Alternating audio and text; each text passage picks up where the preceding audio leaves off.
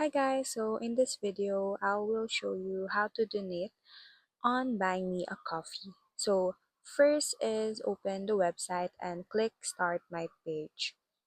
Now enter a username that you want and sign in.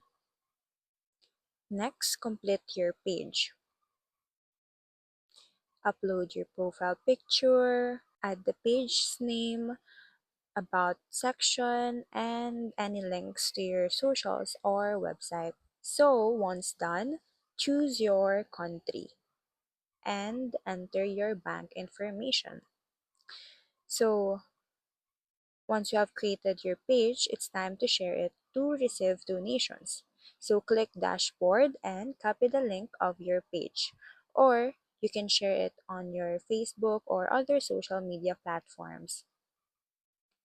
If you want to donate to other people's pages, open their page or the link they provided and you will see the donate button.